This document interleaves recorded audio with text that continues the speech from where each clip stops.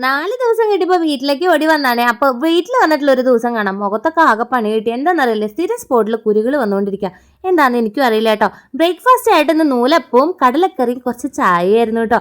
വീട്ടിൽ വന്ന അമ്മയുടെ ഫുഡിനോടുള്ള ആർത്തി കാരണം ചറ പുറാന്ന് കഴിച്ചു. അത് കഴിഞ്ഞ് വീഡിയോ എടുത്ത് കഴിഞ്ഞ് ഭക്ഷണമൊക്കെ കഴിച്ചതിന് ശേഷമാണ് കേട്ടോ ബാക്കിയുള്ള ഫുഡ് കാണിച്ചതാണ്. അങ്ങനെ ഇതാ വീട്ടിൽ വന്നപ്പോൾ മോനാണെങ്കിൽ അമ്മയുടെ കൂടെ കൂടിയിട്ടുണ്ട്. ഇവിടെ വന്ന് പ്രത്യേകിച്ച് എനിക്ക് മോനെ നോക്കണ പരിപാടികളൊന്നുമില്ല. ഫുള്ളായിട്ട് അമ്മ ഏറ്റെടുക്കും. അവനെ കുളിപ്പിക്കല്, കൊടുക്കല്, ഡ്രസ്സ് മാറ്റിക്കല്, പിന്നെ അവന്റെ വാശിക്ക് കൂടെ നിക്കല്. ഇത് ഇടയിലൊരു ശബ്ദം കേട്ട് എന്റെ മോമത് വോയിസ് ഓവറിന്റെ അടുത്ത സൈഡിൽ വന്നിരുന്നാണ് കേട്ടോ. പിന്നെ അടുത്ത പോർഷനിലേക്ക് കിടക്കാം. ഇവിടെ നല്ല മഴയായിരുന്നു. നിങ്ങളുടെ അവിടെ എങ്ങനെയുണ്ട് മഴ? നല്ല അടിപൊളിയായിട്ട് പെയ്യണില്ല? ഇവിടെ നല്ല രസത്തിൽ ഇങ്ങനെ പെയ്ത് നിൽക്കുന്നതായിരുന്നു കേട്ടോ. അമ്മ അത് അടുത്ത ട്രിപ്പ് ഉണ്ണിക്ക് ഉച്ചയ്ക്ക് ഫുഡ് കൊടുക്കായിരുന്നു. ഞാൻ പിന്നെ അത് നോക്കിയിരുന്നു ഇങ്ങനെ ഇരിക്കുക. കാരണം ഇവിടെ വന്നാൽ ഞാൻ പണിയെടുക്കില്ലല്ലോ. അങ്ങനെ ഇത് അച്ഛനെ വെയിറ്റ് ചെയ്തു. അച്ഛൻ ജോലിക്ക് പോയിക്കായിരുന്നു. അച്ഛൻ വരുന്നത് വരെ വെയിറ്റ് ചെയ്തു. എന്നിട്ട് ഇന്ന് ഉച്ചയ്ക്ക് ഇന്ന് സാമ്പാറും ചിക്കൻ റോസ്റ്റും ബീഫ് കറിയും കുറച്ച് പോർക്കിന്റെ അച്ചാറ്, പിന്നെ സാധാരണ നാരങ്ങ അച്ചാർ, അമ്പഴങ്ങ അച്ചാർ, പപ്പടം, ഇതൊക്കെയായിരുന്നു. പിന്നെ ചോറുണ്ടായിരുന്നു കേട്ടോ.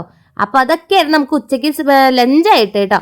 അങ്ങനെ എന്താ ഞങ്ങൾ എല്ലാവരും കൂടിയിട്ട് ഇല ഇട്ടിട്ട് അവിടെ ഇരുന്നു. ഞാനും അമ്മയും മിട്ടുവേട്ടനും പിന്നെ അച്ഛനും കൂടിയിട്ട് വർത്താനൊക്കെ പറഞ്ഞ് കുറച്ച് കാര്യങ്ങളൊക്കെ ഡിസ്കസ് ചെയ്യണ്ടായിരുന്നു. ഒക്കെ ഡിസ്കഷനൊക്കെ കഴിഞ്ഞിട്ട് ഞങ്ങൾക്ക് പോകണം കേട്ടോ, തിരിച്ച് പോകണം കോട്ടക്കലിലേക്ക്. അങ്ങനെ അച്ഛനും ഞാനും മിട്ടുവേട്ടനും അമ്മയും കൂടി കുറേ കഥകളൊക്കെ പറഞ്ഞ് ഫുഡൊക്കെ കഴിച്ച്, പിന്നെ അച്ഛൻ്റെ സ്ഥിരം പരിപാടി തന്നെ പോകാൻ നേരത്തെ ഒരു കിറ്റ് ഉണ്ടാക്കിയിട്ട് കയ്യിൽ തരാം.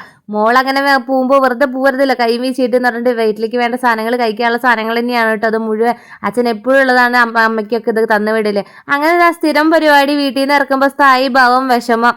അങ്ങനെ ഇതാ വീടിനോടും റൂമിനോടും എല്ലാം ടാറ്റ പറഞ്ഞ് അടുത്ത വരവിൽ കാണാമെന്ന് പറഞ്ഞ് ബബായൊക്കെ പറഞ്ഞ് ഇറങ്ങി. ഇനിയിപ്പോൾ വന്ന് പോകുമ്പോൾ ആകെ ഒരു ശോകാട്. എന്താന്ന് ഇതുവരെ മനസ്സിലായില്ല. കല്യാണം കഴിഞ്ഞ് 5 വർഷമായിട്ട് ആ വിഷമം അങ്ങോട്ട് മാറിയിട്ടില്ല. അങ്ങനെ അമ്മോടും ടാറ്റയൊക്കെ പറഞ്ഞ് ഞങ്ങൾ കോട്ടക്കലിലേക്ക് തിരിച്ചപ്പോൾ അത്രേ ഉള്ളൂ. ബായ്.